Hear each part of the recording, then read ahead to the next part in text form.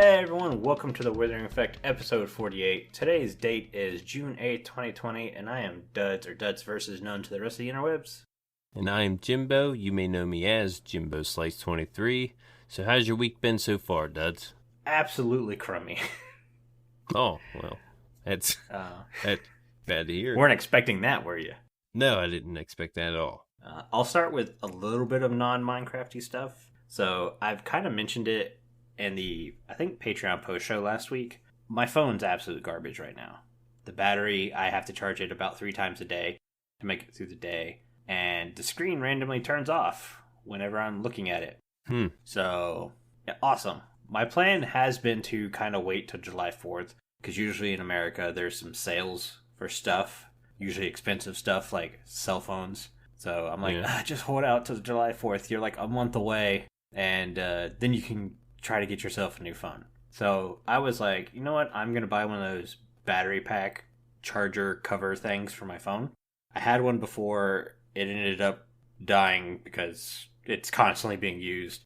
So I just never used another one. I was like, you know what? I like that one before. I'll get one with a bigger battery this time, though. And it'll hold me out till July where I can get a new phone. Mm-hmm. So I ordered one from Amazon. I ordered the bigger battery that was going to be here next day. Well, They didn't ship it till next day. And it's not like one of those I waited till 9 p.m. to order the case. So obviously it just got pushed to the next day. It was, I ordered it at 7 a.m. And for some reason, they still didn't bother shipping it all day. Yeah. But I was like, whatever. Most stuff's 2-day shipping on Amazon. No big deal. So it finally comes on Thursday. I open it up, rip the plastic off, open the box up, go to put it on my phone. Notice that the cover is about the size of a small tablet. I went, what the heck? I look at the box, and it's for like a Google Plus something. I was like, what the heck happened here? And then I look at the plastic wrapper. The label they put on the plastic wrapper says Samsung S8. And I was like, no. Because, so what they did, they shrink wrapped the box and then put their own label over the box label. Huh. Amazon did this. No, I think it was the seller. Oh, okay. I don't want to blame Amazon for this. I think it's the seller. So it doesn't work with your phone? Yeah, seller, hey, you sent me the wrong one. You've got a mislabeled packaging. You might want to check that. Can I get another one? And it was like, yeah, sure. Here's your refund. Send us the old one back. Or not a refund. Here's your new one. It'll be here next day at shipping. Like, okay, awesome. Well, they again waited a day to ship it. So it was really 2-day shipping. 1 day to wait and then next day shipping. So I get it on Saturday. Open it up. Look at the plastic label. Galaxy S8. Okay, good. Take the plastic label off. Samsung J7, blah, blah, blah. I go, okay, well, my phone's a Samsung. Maybe this is just Chinese wording for Galaxy S8. Open the box up, and it's again for some kind of giant plus phone that does not fit my phone. Jeez. Like, even the camera holes don't line up. What the heck? And I'm just like, what is going on? Well, a not friendly conversation ensued with me trying to get my refund back. Because at this point, I'm not asking for another case because they can't send me the correct case. Amazon stepped in. Finally, I'm getting my refund, but I'm not going to get my refund until they receive the 2 cases they've sent me. And I'm just like, fine, whatever. So at this point, I'm not getting any case. I'm just holding out for July. And that's it. That's phone-wise what I've been through this week, which is a bit of annoying. Yeah. But Amazon had my back, so I'm not going to talk bad about them.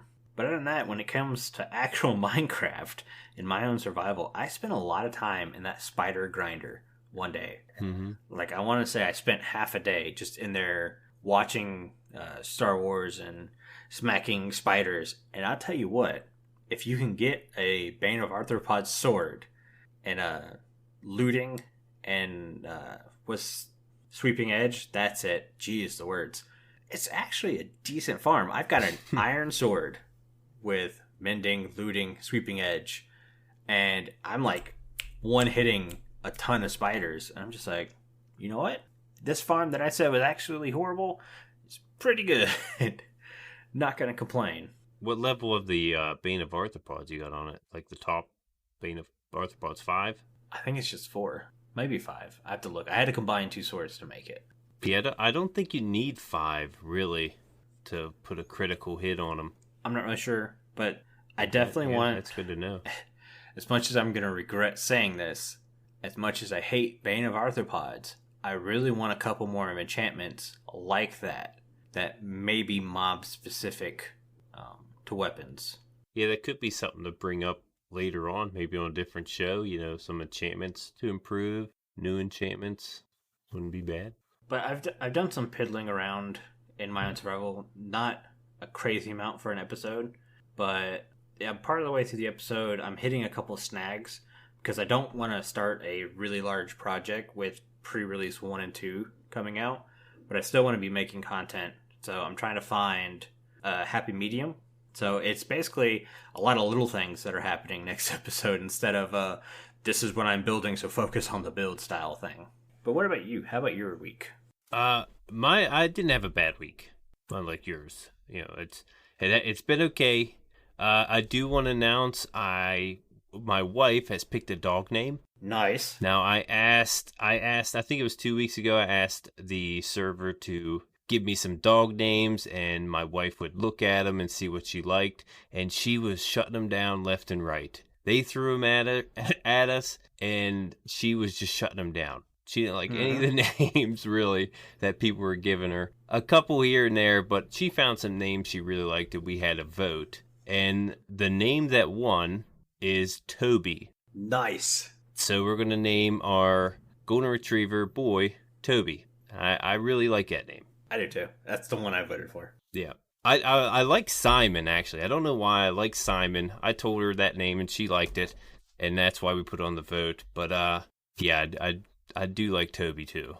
And I'm a Naruto fan, so I'll probably call him Obito, just for fun. But yeah, I am going to have pictures up. We're going to get him Wednesday evening, so stay tuned for some puppy pictures, some adorable puppy pictures Wednesday. Nice. But besides the puppy and the name, I did play some Minecraft, and I've been playing the single player world for a week or so, on and off, and I wanted to stop playing if I died, and I died.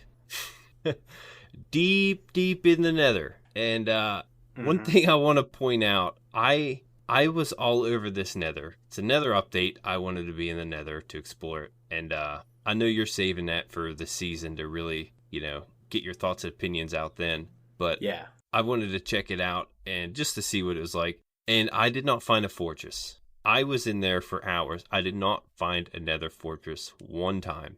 No nether fortress. I found 6 bastions. And the one bastion that I found really, really deep, it had piglins all through it, or hoglins all through it. And this was a nether waste biome.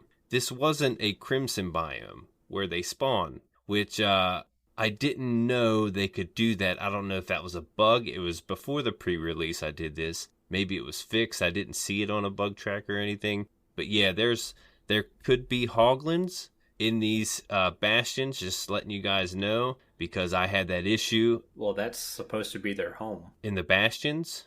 The hoglins? Not the piglins, the hoglins. Okay, never mind. I didn't realize you were saying hoglins. I thought you were saying piglins for some odd reason. Yeah, well, I said piglins at first, but yeah, this was the hoglins. And usually they're in the crimson. But yeah, they were all in this bastion. And I got bombarded, man. There's a ton of them. I could not make it out. And I had diamond armor on. It wasn't enchanted diamond armor. I did have a gold armor on. You need one piece of gold to make it through the nether. So I did have one piece of gold. But yeah, they do a lot of damage. So beware of that. I don't know if that's a bug or not. But yeah, there could be hoglins in a bastion in a nether waste biome. So that was my Minecraft experience this week. And yeah, I'm done with that. Just waiting on Ripple 3 like yourself, and I'll be getting prepared for that. That's about it for my week. But let's go ahead and move on to the news. We've got pre-release 1. Yes. It says, added new fabulous graphic screen option, uses per pixel blending layers for some transparent elements. Did not know about that. And when I watched the videos about the pre-release, I didn't see any differences. No, me neither.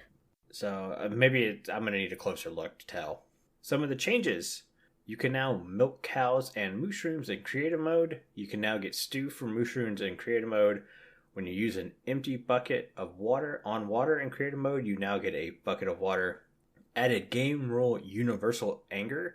Disabled by default, which makes anger neutral mobs attack any player nearby, not just the player who angered them. We're going to have that off, right? Mm-hmm. Yeah, hopefully. Zombified piglins no longer attack innocent bystanders, and zombified piglins stop being angry if the targeted player dies nearby. Sorry, I was trying to read that quickly just in case the motorcycle came by through. But these seem like small, simple changes that I'm pretty happy with. It doesn't seem like another big rendering change, which always worries me because people really rely on Optifine. So every time they do a rendering change, it takes Optifine a long time to tweak their bugs and stuff. Granted, Optifine's like one guy working his butt off, so not saying bad about Optifine, but like they're still not even out of 1.15 yet. Or not 1.15, 1.14. They're on pre-releases for 1.15. So yeah, the fact that 1.16 is in pre-release now, it's like, uh-oh, they're going to be an update behind. Yeah, it does look like those two changes you just meant, they are toggleable, so you can enable them and disable them. Mm-hmm. So that's good to know. It's good to have. Yeah, definitely the forgiving a dead player will help a lot. I don't know how many times I've been killed in the nether by zombie piglins, or not piglins, but pigments at the time, and you come back to get your stuff, and they're still mad at you. And it's like, you've already killed me. I learned my lesson. Right? To get, I know that guy. It's like they got your poster in their bastion. It's that Duds guy again. Get him! This guy's banned. If you see him, get him on site. We got a reward. You like got a wanted poster. Yeah. Get the one in the tie too. That would be funny. Yeah. Yeah, and then they attack everyone else. So that's good to know. Mm-hmm. Better you than me type of deal. Plus now when someone attacks a piglin or whatever, we can all just sit back and laugh. We don't have to worry about running for our lives also. Right. It's a good point. Mm-hmm. Which also mean you could help another player who's under attack, because if they're attacking that one player and you step in and you start picking them off and they kind of get mad at you instead of that other player, then you could, as the player running away, attack the piglins back and kind of bounce them back and forth between you as a way to whittle them down. Yeah. Then they'll all be aggro, both of you guys, right? Both of us. It's a lot easier 2 on 40 than 1 on 40. Yeah, it's true. Good point. We do have pre-release 1 tech changes also. It says here, smithing recipes can now be added or changed through data packs. Game will now detect critical data pack issues like missing required tags and prevent world from being loaded. World generation customization can now be added in data packs. Data packs can now be selected before world created. Copy world option will also copy data packs present in source world. Nice. Yeah, these are pretty good so far. Packs can now be dropped directly in data pack and resource pack selection screens. Pretty useful. Data packs can now contain dimension type and dimension folders with world generation and dimension settings. Plus, over 90 bug fixes. The dimensions, the fact that you can add dimensions now through data packs, I got the feeling it's going to be big. Yeah. Somebody somewhere is going to be taking advantage of that really well. It's kind of like the April Fool's prank was just a test to see if that's going to work. And they realize, hey, it does work. So we're going to put it in the game. And somebody somewhere is going to take advantage of that and make a really cool world out of it. I could already see several SMPs saying, hey, we're going to have the overworld, we're going to have the nether, we're going to have the end, and then we're going to have another world where it's just mining. So if you need to destruct an entire world, instead of going 12,000 blocks out like Hermitcraft and stuff do, it's like, go to Spawn Town, hit a button, now you're in the mining world, you can destroy that one all you want, and bring your resources back. Oh my god, you won't even have your own location. You can have your own world now on the SMP. That's true too. That would be insane. Yeah, that's that'll probably definitely take advantage of. Now the April Fool's thing, those worlds kind of got a little ridiculous. I know people would make it a lot more playable than those, but yeah, I like that. Never thought of it like that, but that should be pretty cool. Oh, and other news. Pre-release 2 is out also. Yeah. Right after it, immediately, there was a lot of world crashes they had to fix, and that's mainly where pre-release comes into. Just the bug fixes on the world crashes so far. And just to note, pre-releases can be released any day, not just Wednesday, so just keep an eye out for the next pre-release. I mean, they straight up, pre-release 1 was deleting the Nether folder and a lot of worlds. Yeah, it was pretty bad. Yeah. Another thing I want to talk about, the world dimension stuff, what you could do that could be really cool. Say you're playing on an SMP and you want to play on an amplified world, but half your SMP doesn't.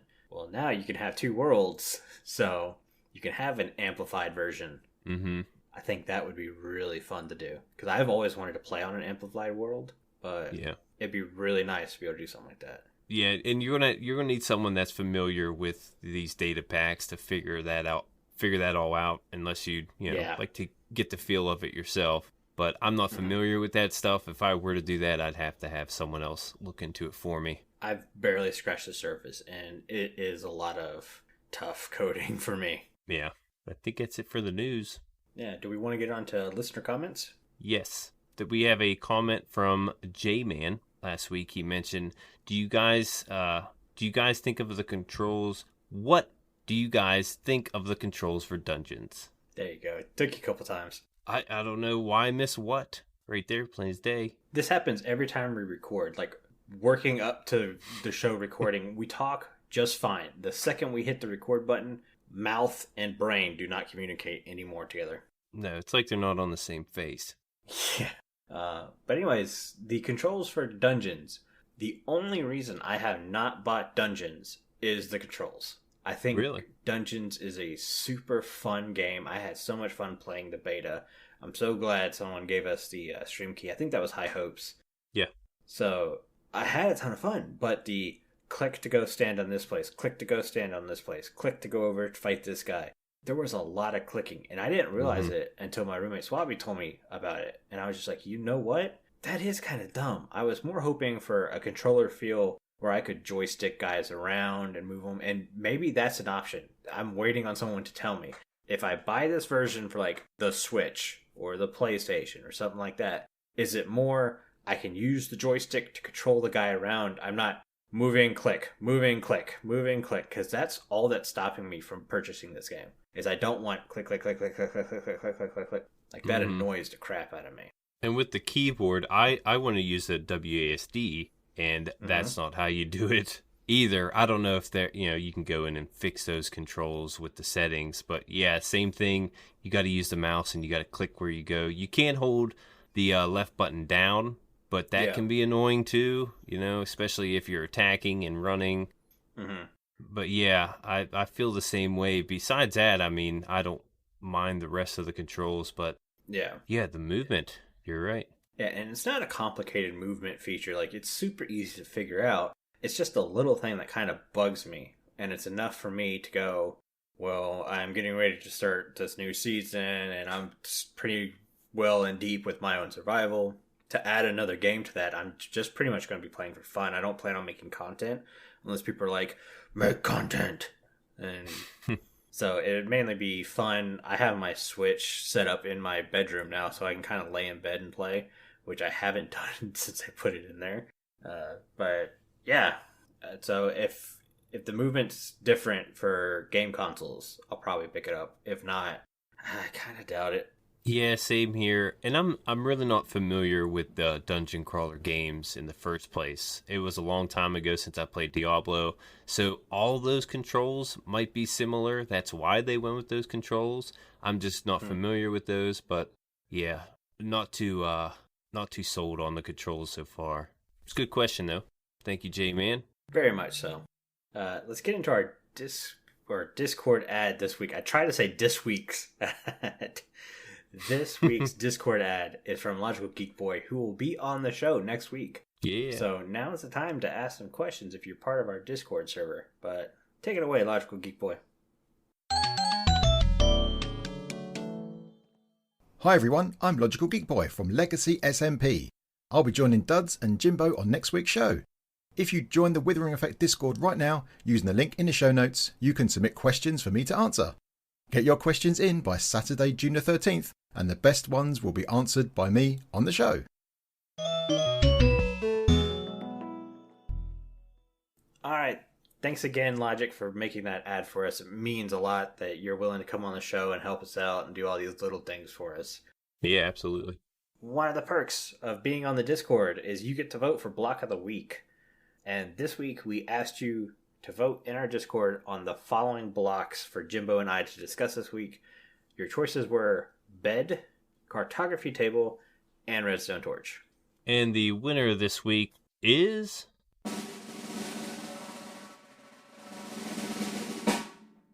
bed, with a runaway result.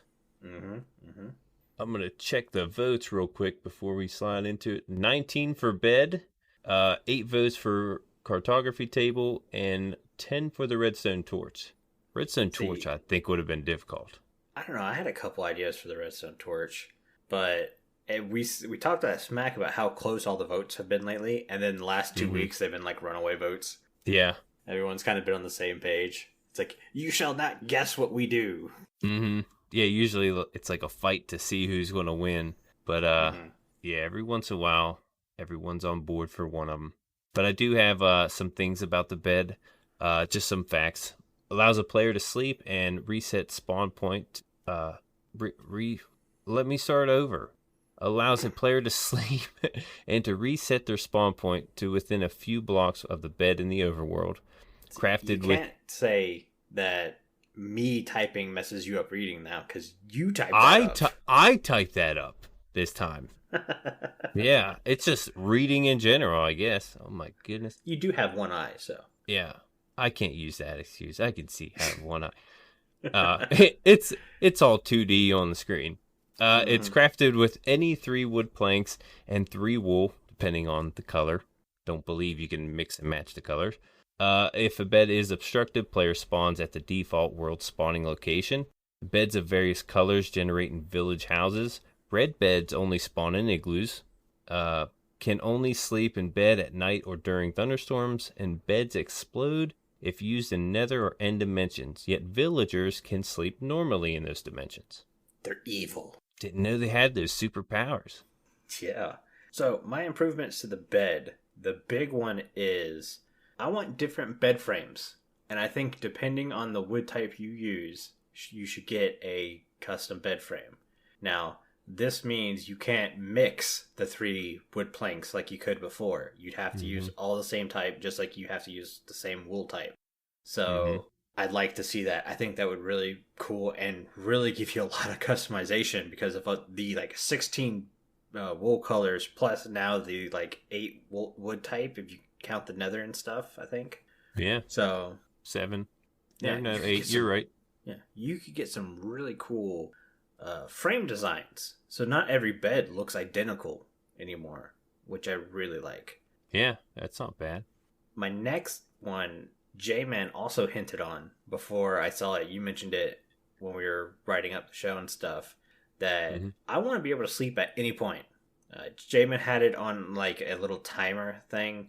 And I think that might mess up multiplayer world, single player sleeping for sure. But if you're in a single player world, I think if you go to bed in daytime, you wake up in the beginning of night. If you go to bed at night, you wake up beginning in the morning. But also, to take a little bit from Breath of the Wild, if you're in hardcore mode, meaning your hearts will not regen unless you eat like a golden apple or you're near a beacon or potion of whatever healing. If you sleep in a bed, depending on how long you sleep in the bed, so if you go to bed as soon as night changes, it should refill your health all the way up. Yeah. So if you go to bed halfway through the night, it'll refill your health halfway up. Yeah. Just some of the ways I would fix beds. The big thing is you get to customize your bed based on the wood color. But I think the other 2 are little, what do you want to call it? I can't even think of the phrase anymore. Breath of life features that might help. But also multiplayer with the whole sleep during the day problem would be an issue. Yeah, that'd definitely be an issue. But I don't think the health thing would be. I think multiplayer servers can use the health regen perfectly fine. You can also go the same way with like hunger. If you sleep, maybe you wake up a little more hungry than when you went to bed. Yeah. Maybe you got to have breakfast. Yeah, I'm fine with that because if you're AFKing, I really don't want the hunger to go down. I'm glad they've kind of fixed that over the years because there were some bugs that would cause you to lose hunger and stuff. Mm-hmm. If you're sleeping in a bed, you should be actually playing, obviously. So the fact that if you go to bed and maybe you lose one hunger stick, I'm totally fine with that. I actually might enjoy that a little bit. Mm-hmm. Yeah. That kind of moves into our topic. I don't know if you've got any more you want to talk about, if you want to get into the topic. No, let's go ahead and move forward. I agree with all those different changes. Okay. So the topic this week was how to improve the survival experience in Minecraft. And we're not talking about adding blocks or anything like that, but fixing survival, adding more quality of life. That's the phrase I was trying to think of earlier, by the way. Quality of life for survival mode. There's a lot of other stuff that got quality of life updates, like creative mode, got the save toolbars and everything like that. Adventure mode and map making's getting a lot of cool little add-ons for structures and things like that. What's it called? That jigsaw block and the structure block and all this thing. So how can we bring like little things like that? I shouldn't say little because some of those are kind of big, but things like that into the survival experience, and it'd be really cool. So without ado, I'm gonna let Jimbo go through all his because Jimbo's are really good, by the way. So take it away, Jimbo. Well, I got 4 different points I wrote down. My first is I think animals should be male or female to breed.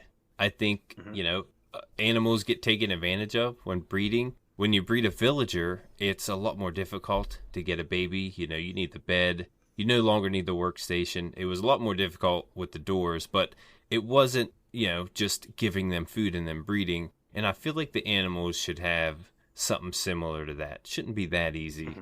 And this should go with all mobs that you can breed. Should be male and female. Not saying like Endermen, zombies, they can all stay the same sex, but I feel like we need males and females just to make it more, realistic. I hate using that word when I talk about Minecraft, realistic, because there's creepers running around. There's nothing realistic about a creeper running around. So I don't like using that word, but I think it would improve the survival experience. I kind of agree with this one. This might be the one that I agree with less, because Minecraft has made basically every mob's unisex or whatever they say. There's not an actual gender for any mobs, and I've been okay with that. That's not a big problem. I see difficulty in trying to figure out which one's male and female.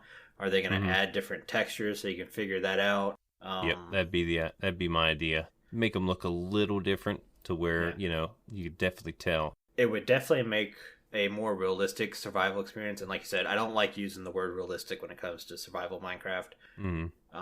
The big part that you said or that you haven't mentioned yet is the longer period for animals to grow, but more food yield per harvest. That's the part I really like. I'm okay with animals taking a little bit longer if I got more food. Yeah, and that's just, I'm going to use the word again, more realistic. In real life, the animal doesn't grow up in 20 minutes. It takes a while for an animal to grow up to be harvested. And you're not getting us one steak out of a whole cow. Like, let's be real here. Whether you got looting or not, there's a lot of meat in there. And I feel like you should get a lot more for the harvest. Well, and the good part is you say more food by harvest. I'm picturing like even wheat and carrots and stuff. And the best part about if animals take longer to breed now, you still have the ability to feed those animals more food to get them to grow faster. So if you don't want to be patient and wait, you can, grow. Yeah. I got my next point here. I think we should have seasons. I think seasons should be a thing. I think it would better their survival experience. I don't want to use the word realistic here, but it can be more realistic in that sense. I feel like there shouldn't be a snowy biome, yet maybe the snow mobs and the snow structures can be at a higher elevation where the snow spawns. It's another thing. Seasons. What do you feel about that? I really want seasons in Minecraft, but I can see where builders would hate it because, like, well, I chose this biome to make what I have pictured in my head, not to be changed by some otherworldly event. So I agree. Maybe not so much biomes as softening the biomes and softening the seasons. So maybe if you're in a plains biome that's in a plus plus coordinate, you'll get a autumn season and a spring season, or if you're in a plus negative, maybe you get an autumn and a winter, or stuff like that. So based on the coordinates will kind of depend on your seasons. I don't know, maybe if you're in a plus plus, there's just no seasons. It's normal standard Minecraft. It might cause a little bit of issue with people who don't want to travel very far from world spawn, but at the same time it gives you more different stuff. If I harvest a tree in autumn, those leaves better stay orange the entire time though, because those are beautiful leaves, and that's the main reason I want some seasons going on. Yeah, you get a different feel, throughout your experience, and this is just different survival experiences. Just throwing them out there. There is a mod for seasons, by the way. If you want seasons in your world, you can always do that. There was times last season during Ripple Effect where I contemplated turning my castle area into a full-on snow area, because part of it was in the snow and part of it wasn't. And I just kind of never got around to picking and choosing it. I just left it half and half. But there was a time where I was like, I just wish it would snow here so I could see what it looked like. Yes. Back to your number 3. Yeah, next point. I feel like you should start to lose air above build limit. As soon as you go up above build limit, you're starting to leave the atmosphere at this point. I know you can go 10,000 blocks above build limit. That's okay. But I feel like you should lose breath. The enchantments would still work on your gear to help you keep that breath. Maybe if you plan on flying for a long way above build limit, you can take your potion and just go off. But there's that realistic word coming out again. We've used that word way too much this podcast.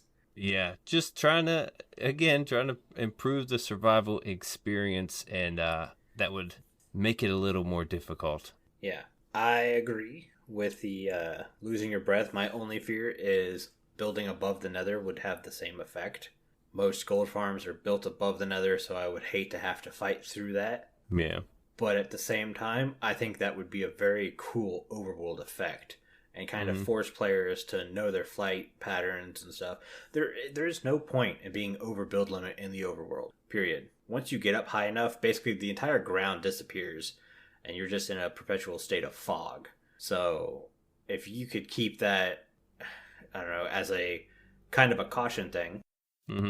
Just another survival element to try to avoid.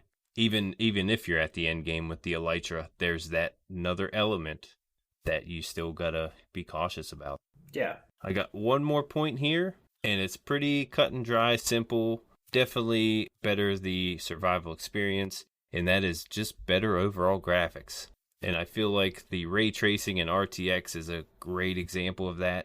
Even if some people aren't compatible to gain that experience, I feel like everyone should have that experience.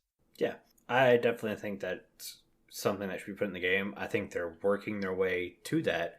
We see with the last couple updates that they're doing rendering stuff. My only problem is they were doing rendering things in 1.15 and it didn't change anything for me. If anything, my computer got worse on the game. I used to be able to easily hit about 300 FPS, and now getting 120, I am lucky. And that's using an Optifine mod to help out. I'm using a Ryzen 7 processor. I have a GTX 1070. These shouldn't be a problem.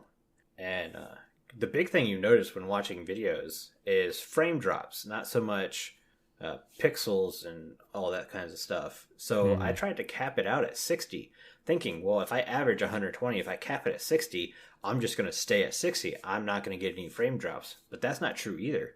You cap it at 60, your frame drops become even more apparent for some reason, going between 60 to 50. And I'm just like, what is going on? And Minecraft's one of these rare games that I get super sensitive watching. If there's any kind of frame dropping, is there any kind of lag, for some reason it just makes me sick and I get a headache and stuff. In Minecraft's the only game that does that. So I'm constantly trying to perfect my visuals in this game. And so every time I hear that, hey, we're working on visual effects and stuff, I get excited, but then I remember, well, it hasn't made anything better for me now. It's just kind of made it worse. So I get a little worried because even the Optifine mod's not super effective for me anymore. Well, there's an improvement for a better experience. No lag, period. Doesn't matter. I know this is, I'm pushing it right now. I'm definitely pushing it. Mm-hmm. No frame drops, no lag. Everyone has a smooth experience. Doesn't matter what redstone's around you. Doesn't matter who's building what. No lag. Boom. I can understand lag in the game, and there are ways to defeat some lag in the game, especially player-based lag. You should not have 200 sheep in a pen. Just saying. True. Yep. But if I cap my frames at 60 and I'm still getting frame drops down to the 50s, and by that I mean like I'm at 50 and sometimes 45, I shouldn't see that giant leap of frame drops, especially when I'm sitting at 120 and it only drops to 115. That's the same amount of frame drops at a higher frame rate. I don't understand that. So, yeah, I don't know. But I guess it's my turn to kind of go with this. Yeah, that's all I got. Mine is going to be a bit of a rant. I don't have specialized topics. When I was thinking about this today, I realized a couple things. One, Minecraft survival mode is not a survival game. That was the big thing I had to run through my head. Minecraft survival mode is a building mode that you can die in. That's okay. If you look at all the other I looked at survival games left and right, and they have all these other things you have to constantly manage: your food, your health, your water, your heat and cold levels, stuff like that. Minecraft doesn't do that, and I don't think Minecraft should do that. I think the simplicity of Minecraft is what makes it such a great game for all ages and all kinds of people. Even non-gaming people like playing Minecraft. So it's kind of the way Sims were before Minecraft came in. Non-gamers could play Sims and enjoy Sims. And then Minecraft came along, and it's like now the same people who were kind of introduced to Sims and kind of liked it have another game where they can easily comprehend and move on to. So everything I'm saying, I'm putting in retrospect that Minecraft survival mode is not a survival game. It's a building game that you can die in. That was my first understanding. And I came to it knowing like what everyone says, hey, add thirst to the game. You need to keep track of your water. And I was like, okay, well now on top of your armor, your building palette, your food, your arrows, maybe your ender chest, you now have to save a spot for water. Is water going to be stackable like food? Or is it going to be like bowls or buckets and stuff like Carry that? a bucket around to drink. Right. So this is just another product. And Minecraft's inventory management is my biggest, hey, you need to fix this part of survival mode. They fixed it in creative mode doing the save toolbars. It makes it very easy to be like, I need this block palette and this block palette, and you can just kind of keep going. That is awesome. That was a genius thing to do in creative mode. And I'd kind of like something like that in Minecraft. Granted, shulker boxes were a huge leap forward. They are the, I guess, game-defining feature in survival mode. I don't know how many times we start a new season and everyone's like, I can't live without my shulker boxes. What the heck is this? This stinks. Yeah. I was like that.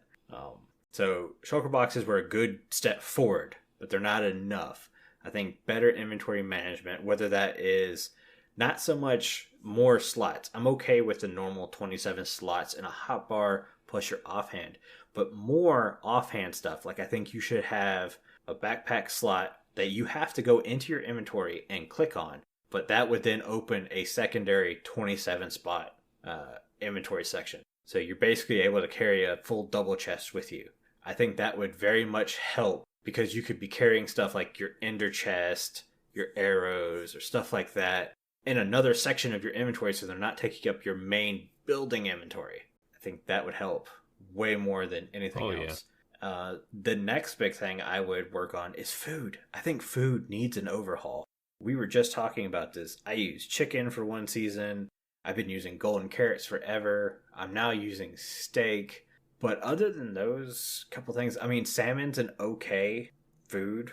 I mean, it's great early game, but once you get a cow farm, or if you have a gold farm and a carrot farm, you have golden carrots. I just don't see the need for almost any other food type. Beetroots. I mean, they're the most versatile food in the game. They can do almost more than anything else. Nobody uses them because they're a horrible food. True. So yeah, I think food needs to be in there. It almost needs as much work as inventory management. I think inventory management squeaks it just ahead because I think Mojang is close. I think if they just look at the shulker box and realize, okay, this was a step in the right direction, let's push it just one more step forward and see what we can do. And I think they'll hit it, and I think it'll be perfect. I have no doubt those guys have some kind of creative way of doing this. So yeah, I have complete faith in them. I think they should work on food after that. No thirst. No, hey, you're wearing too much armor. Your guy's hot in the desert. You're going to lose health now. None of that. Minecraft survival mode is a building mode that you can die in. That's it. So focus on that. I completely agree with that. I don't like the water idea, where people feel like if they're thirsty, they should have to drink. Again, yeah, that messes with the... it messes with your inventory, to where you'd have to fix that. I feel like there's more than enough food in the game, but yeah, some improvements to some of the food would definitely be helpful. Maybe, combine some for different dishes. Some are stackable, some aren't stackable. Yeah, I'm definitely not saying we need to add more food to the game. I think the food we have in the game is pretty good, but I've been yelling it since honey came out. Honey is this great thing in the game that does almost nothing but make honey blocks. So to be able to combine honey with some food, maybe that gives you a little bit more saturation, would be an awesome idea. Honey covered beetroots could be the next big fruit or food. Honey and bread. Great idea, StoneFigure. I knew you were in the live chat for a reason. I'm going to call you out right now. I mean, that's a normal food in the world. Putting honey on bread or honey on toast or something like that. So, yeah. Do more stuff like that. That would be ridiculously awesome. But the only problem with the honey thing is you would have to raise bees. That's my only issue with your honey idea. You in the fear of bees. You'd have bees around. Yeah, exactly. Maybe I'll have a chef on site or someone to do that for me. But yeah, I'm not messing with those bees. I was just thinking of another aspect I would like to. Okay. That could better the survival experience just from playing the survival in the Nether is that ambient noises and how at one point I was like nervous. I was scared to go anywhere because of the sounds and everything. Mm-hmm. And I feel like maybe if you were to go into a cave, maybe you can hear the echoes off the wall. Yeah. And you're like actually in the cave, Just maybe different sounds, different noises could help out there also. Yeah, I can see that. You're saying this, really, and now I'm getting crazy ideas. We're moving a little bit off of the upgrading or improvements for survival experience. I think your sounds, ambient noise, is a great idea. But then that pops in my head. How cool would it be if you're caving and maybe bats now kind of only hang around where they're mobs? So they would kind of become a mob warning device. So if like, oh, I see bats. Oh no, that definitely means there's other mobs around here. Mm-hmm. And you can maybe hear the echo of the bat down the cave. Mm-hmm. It's not just a quick sound, but like an echo. Yeah. I think that would be cool. I think that would be a very cool thing. Really put you into the game. Because when I was in the Nether, I was, again, I felt like I was there just from those extra noises they added. It was really cool. Yeah. This just popped in my head also. It's little. I don't think it needs to be worked on as much as anything else. But traveling in survival mode, basically once you get the elytra, there's no reason to do anything else. And honestly, I love elytras. I understand why nobody uses anything else once they get an elytra. They are absolutely awesome. But to have something that could kind of compete with an elytra would be really nice. I don't know how you would do it at all. But just to have other options could be very cool. Yeah, the only thing beyond the elytra is like a flying mob, really. I mean, to give you not only flying, but maybe an attack ability. And there's the setup, red dragons. Yeah. I mean, it all seems, every episode seems to point towards those freaking dragons. But yeah. They are the end-all, be-all mob for Minecraft. I just yawned. Really, and I wasn't there. He yawned after your red dragon speech. But yeah, like the thing, I heard you mention red dragons a long time ago, and I'm like, yeah, that wouldn't be a bad idea. They'll never do it, but that wouldn't be a bad idea. But now, the more I think about it, like, man, it could definitely be implemented in the game and have a lot of cool abilities. I mean, if you want to go past the end, beyond the end, there it is. Yeah, I think red dragons would be great. I know I keep going on this topic, and some people might be tired of talking about red dragons. But if you really think about it, it doesn't have to be a red dragon. But more rideable mobs in general could be really cool. And I like how Mojang is starting to definitely lead towards more fantasy-type mobs. So I'm excited. Like, the Nether update proved to me that they're not scared to just go out there and put crazy stuff in there. Like, you look back at 1.9 when they did the end update. That was a huge update at the time. But you look at it now, that update didn't age well. Like, 2 years after 1.9 update came out, it's just like the things you remember the most from it. Elytras, shulker boxes, and combat change. No one really cares about end cities or end rods or Core's fruit.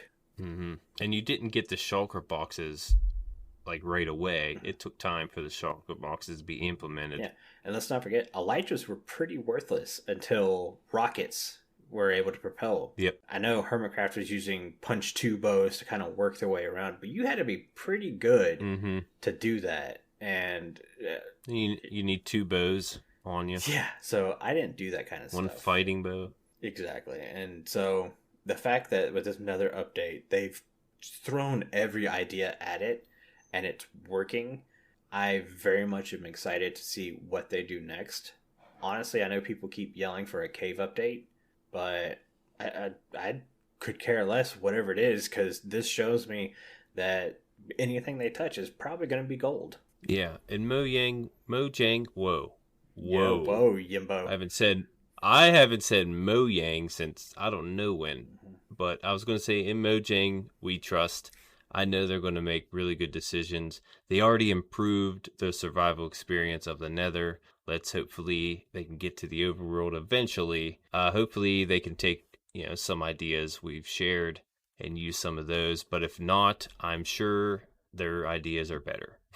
And like I said, I know people are clamoring for a cave update, and I'd be excited for a cave update.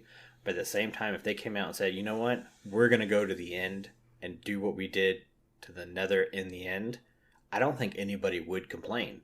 Well, I tell you what, you probably get a couple people complain, but I think the majority of people will be excited.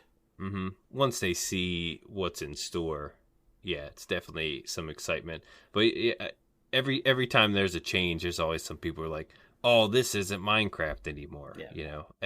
It seems like every update, oh, this doesn't feel like Minecraft anymore. It's just the adjustment. Yeah. In my opinion. As soon as you adjust, it's... Well, that's what everyone said Minecraft about the Elytra. Elytras don't feel like Minecraft because you're flying now. And I was... Yeah, you broke the game. Yeah, I'm excited for it because Minecraft has been such like a medieval style game for so long. Now we're starting to get it more blocks and more creative abilities. It's like, oh, we're finally moving out of one genre of building type, and we don't have to stretch our imagination to build another. Mojang's just like, or Mojang. See, you got me doing it now, Jimbo. They're just like, oh, sorry. Yeah, take this palette, take this palette. It's like Oprah. You get a modern design. You get a modern design. Here, you can stay in the medieval design. Everybody gets all these creative designs. And a lot of SMPs are doing that now. They're having districts where you can build, those certain kind of palettes. Yeah. Which I thought was really cool. Pretty cool idea. Yeah. But I think that's got to go for today. I totally messed up that line. But before Jimbo reads us out, I want to say a huge thank you to all of our patrons who are supporting our show. Our milk level patrons are Aubni, Crock, Obeep, StoneFigure, and viperoustuna. If you guys would also like to get access to exclusive benefits and hours of extra content each month, considering joining us at patreon.com/The Withering Effect. And if you enjoyed this show, you can share it with all of your friends and on social media. If you listen on Spotify, follow us, or if you listen on Apple Podcasts, leave us a nice review. Doing any of these really helps the show reach more listeners. If you would like to get in contact with us, send an email to podcast@rippleeffectsmp.com. Tweet us, leave a voice message, or join our Discord where you can have a chat with everyone who works on the show and fellow listeners. All the links are in the show notes. This show has been brought to you by Jimbo and myself, but also our digital producer Carl. He helps make the sure the show ends up where it should be and not where it should be. I couldn't think of anything creative this time, guys. I'm so sorry. I thought you were going to say Carl's making a shirt. I'm like, what? No. The amazing music you hear in the intro and outro is created by the one and only Decoy. Everyone's social media info can be found down in the show notes. You guys have been awesome. Thank you so much for getting withered with us. Go drink your milk. Bye. See you guys.